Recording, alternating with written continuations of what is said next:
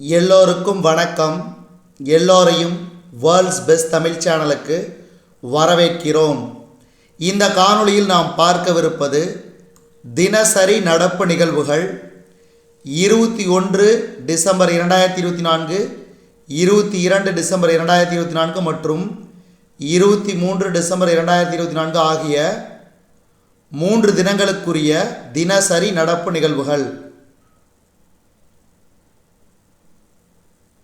இதுவரைக்கும் நம்ம world's best Tamil சேனலை சப்ஸ்கிரைப் பண்ணாத புதிய நண்பர்களாக இருந்தீங்கன்னா சப்ஸ்கிரைப் பண்ணிவிட்டு காணொளிகளை பாருங்கள்.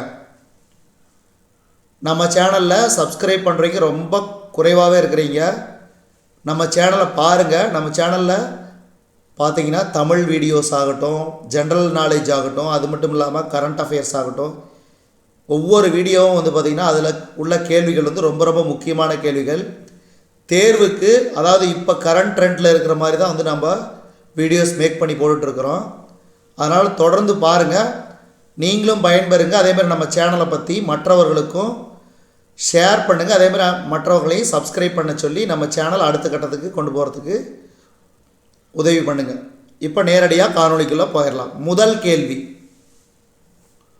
குவைத் நாட்டின் உயரிய விருதான தி ஆர்டர் ஆஃப் முபாரக் அல் கபீர் விருது யாருக்கு வழங்கப்பட்டது?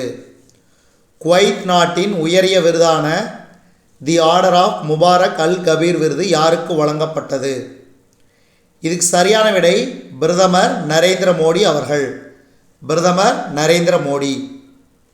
இரண்டாவது கேள்வி, இந்தியா குவைத் இடையே எத்தனை ஒப்பந்தங்கள் கையெழுத்தானது? அதாவது பிரதமர் நரேந்திர மோடி தலைமையில் 4 ஒப்பந்தங்கள். ஆப்ஷன் பி 4 ஒப்பந்தங்கள். அடுத்து,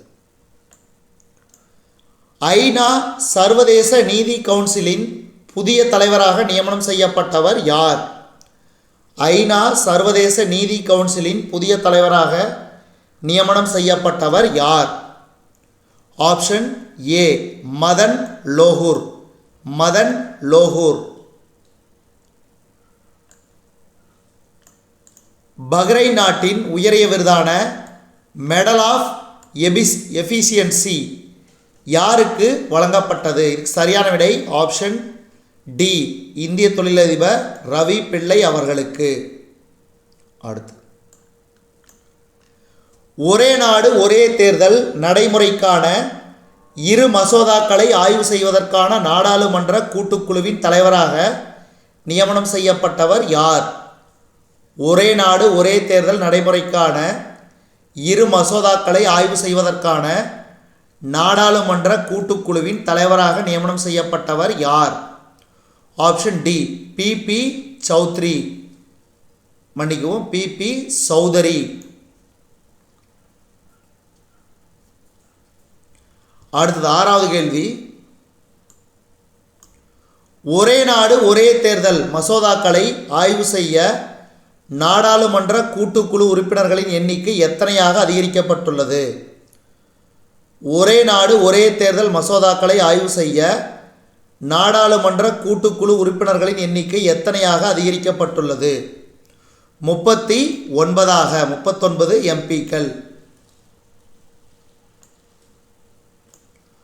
நாடாளுமன்ற வளாகத்தில் நடமாடும் மருத்துவ மையத்தை தொடங்கி வைத்தவர் யார்? நாடாளுமன்ற வளாகத்தில் நடமாடும் மருத்துவ மையத்தை தொடங்கி வைத்தவர் ஓம் பிர்லா. ஓம் பிர்லா. 55வது ஜிஎஸ்டி கவுன்சில் கூட்டம் எங்கு நடைபெற்றது? ராஜஸ்தானில் உள்ள ஜெய்சால்மரில். ஜெய்சால்மரில். அடுத்து, நான் பாரதிய ரயில் என்ற கருப்பொருளில் 69 அதிவிசிஷ்ட ரயில் சேவை விருது வழங்கும் விழா எங்கு நடைபெற்றது? டெல்லி. டெல்லி. 69வது அதிவிசிஷ்ட ரயில் சேவை விருதுகள் எத்தனை பேருக்கு வழங்கப்பட்டது?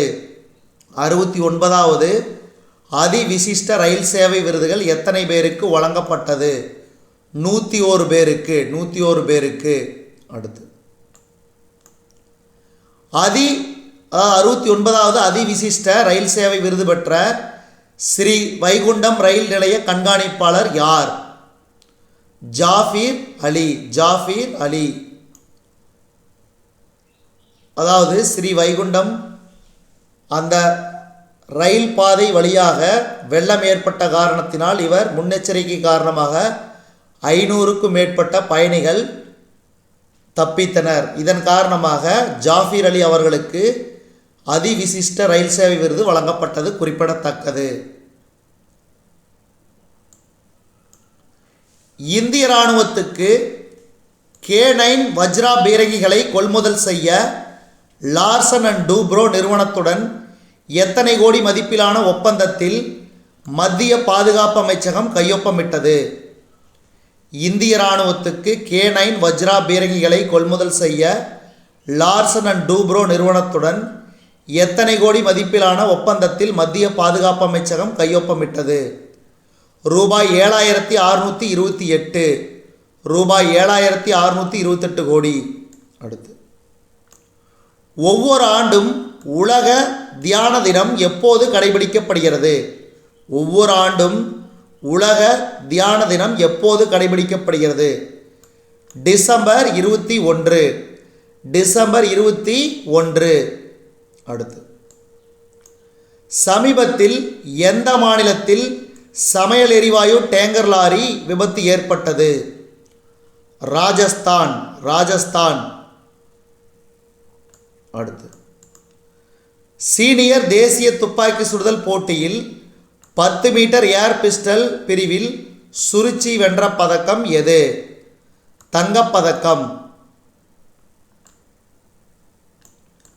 19 வயதுக்குட்பட்ட மகளிருக்கான ஆசிய கோப்பை T20 கிரிக்கெட் தொடரில் எந்த அணி சாம்பியன் பட்டத்தை வென்றது?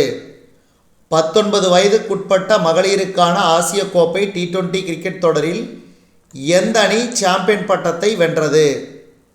இதுக்கு சரியான விடை இந்தியா. இந்தியா. ஜோஸ்னா சஃபர் எந்த விளையாட்டுடன் தொடர்புடையவர்? ஜோஸ்னா சஃபர் எந்த விளையாட்டுடன் தொடர்புடையவர்? பளு தூக்குதல். பளு தூக்குதல். அடுத்து, தீரஜ் பொம்மதேவரா. தீரஜ் பொம்மதேவரா எந்த விளையாட்டுடன் தொடர்புடையவர்? வில்வித்தை. வில்வித்தை. சமீபத்தில் காலமான ஓம் பிரகாஷ் சௌதாலா எந்த மாநிலத்தின் முன்னாள் முதலமைச்சர்? சமீபத்தில் காலமான ஓம் பிரகாஷ் சௌதாலா எந்த மாநிலத்தின் முன்னாள் முதலமைச்சர்? ஹரியானா. ஹரியானா. தொடர்ந்து நம்ம சேனலுக்கு சப்போர்ட் பண்ணுங்க. World's best Tamil channel. நன்றி.